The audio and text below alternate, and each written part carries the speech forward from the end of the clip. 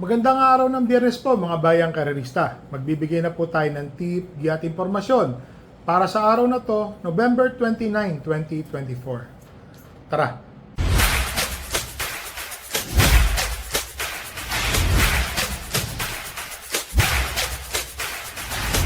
So mga bayang karerista, mapapansin niyo po, meron pong hinandang 7 karera para sa araw ng Biyernes. So ang start time po ng karera ay sa ganap na alas 5 ng hapon. Dito po sa race number 1, 6 runners, 3-year-old and above maiden race. First choice po, entry number 2, Alibaba.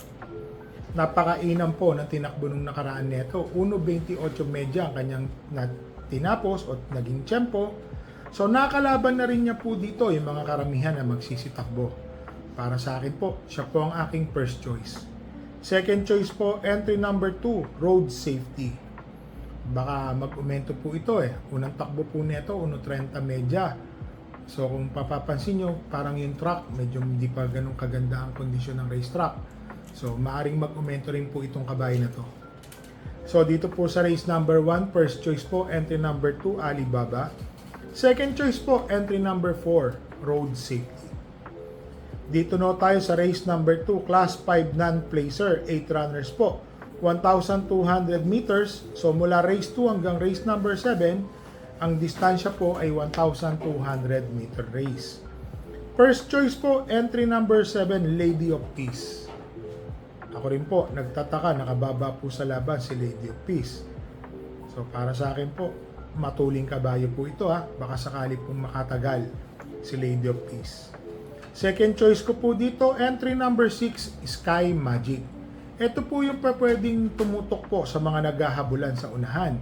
Matuling kabayo din po ito, baka mamaya magabang po ito ng tersero pwesto habang naghahabulan po si Arigato at si Lady of Peace. Baka sakaling mapabayaan nila yung tatlo na magkakalapit sa unahan, malapit na malapit po si Sky Magic. Malaki din po ang panalo. Naglagay po ako ng third choice. Entry number 2, Rahabago. Itong si Rahabago, mga bayang karerista, non-placer na po ito. Natitimbang naman to mga dating takbo niya.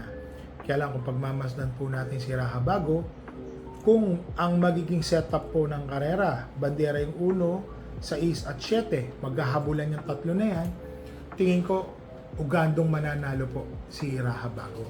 Nilagay ko po siyang third choice, Deremating Kabayo.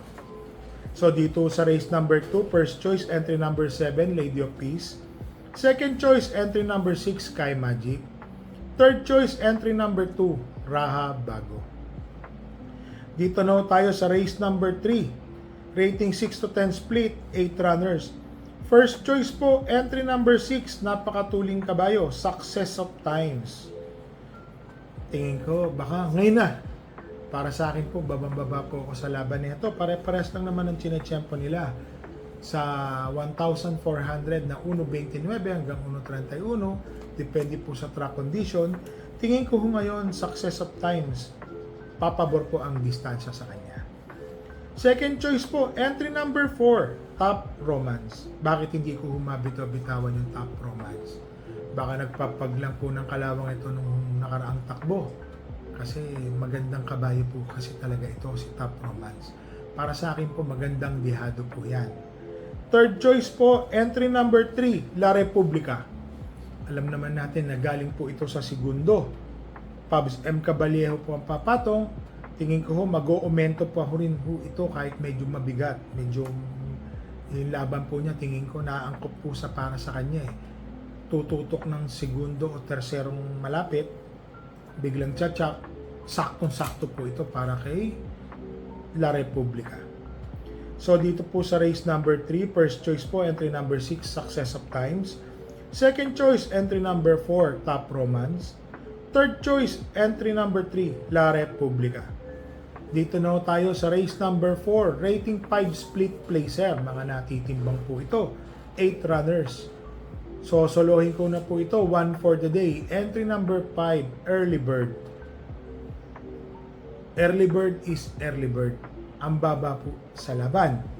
Napakababa po sa laban. Parati naman po itong tumatakbo.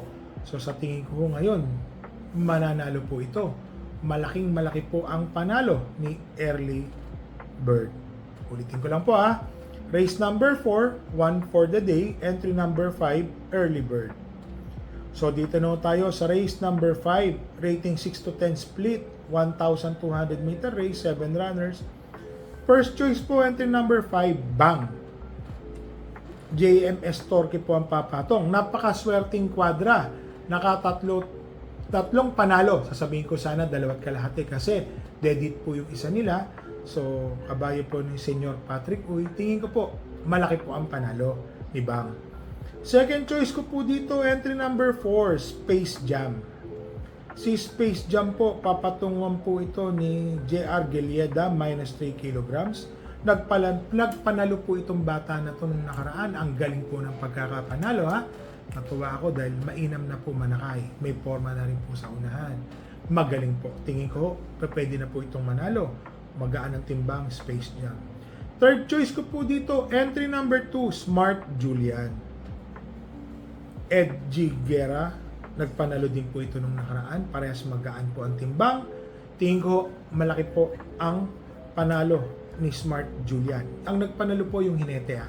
Itong kabayo po na to, segundo po ang tinapos nito. Kung di po ako magkamali, sa kabayo ko po kay Great Connection po, mga bayang karerista ha. So dito po sa race number 5, first choice po, entry number 5, Bang. Second choice, entry number 4, Space Jam. Third choice, entry number 2, Smart Julian. Dito na tayo sa race number 6, 11 to 15 split ang ratings po neto, 8 runners. First choice po, entry number 2, Only Burn. JMS Torque po ang papatong. Bagong kabayo po ito ni former jockey trainer Onat Torres. So good luck sa kabayo mo. Sana manalo. So first choice ko po yan, Only Burn. Second choice ko po dito, isang magaling na kabayo din po. Entry number 7, Monrobian Bell. JT Pabilik po ang papatong. Tingin ko ho, malaki din po ang panalo ni Monrobian Bell. Ito si Monrobian Bell, mga bayang karerista. Parati po itong nandoon eh. EL Blanca Flor, pinatungan po ito ni Jeff Sarate. Parang nanalo po ito kay Jeff. Parang may tempo po siyang 1.27 sa distansyang 1,400 meters. Tingin ko malaki din po ang panalo ni Monrobian Bell, second choice. So dito sa race number 6, first choice po, entry number 2, Only Burn. Second choice, entry number 7, Monrobian Bell. Dito na ho tayo sa race number 7, rating 16 to 21 split, 8 runners. First choice, entry number 2, Megan Maxine. Matulin na kabayo, meron ho itong second win. Bumabalik po ito, mga bayang karerista. Kaya tingin ko, lamang po ito dito, si Megan Maxine. Second choice ko po dito, entry number 8, Cathy and Alice. John Alvin Gusi po ang papatong. May takbo po itong si Cathy and Alice na 1.13 sa 1,200 meters. Pinatungan po yun ni Jackie Albert Serios. So para sa akin po, may panalo din po ito. So dito sa race number 7, first choice, entry number 2, Megan Maxine. Second choice, entry number 8, Cathy and Alice. So mga bayang karenista, napahirapan po tayo ng mga nagdaang karera. So ito pong Wednesday, ganda po ng karera. Karera po ni Boss Patrick Uy. 2 kalahati, tabla po kasi isa, kaya po nilagay ko lang ng kalahati. Hiram po, mahina, maganda. Saka si Peter Aguila, nagpanalo din po sila, 1 kalahati. Bakit po 1 kalahati? Isang panalo, 1 tabla. So the same na rin po parang 2 panalo. Ganda po ng dividendo ng winner take all dahil nagkaroon po ng carry over nung Sunday. Alam niyo naman, doon talaga ang bentahan, ang sales. Ang ganda po ng sales nung araw ng Miyerkules. So mga bayang karerista, shoutout lang po tayo kay Mr. Chef Cesar from Guam, USA. Kay Jonel Dulog siya po nagpapa-shoutout. Shoutout po natin si Mr. Chef Cesar. Ang pagbati po galing po kay Jonel Dulog from Guam, USA. Ito po, belated happy birthday kay Aliana Punsalan last November 26. Pagbati galing yan kay mama mo ha, Mama Vani, Papa Tonyo at saka kay Viera and Abel.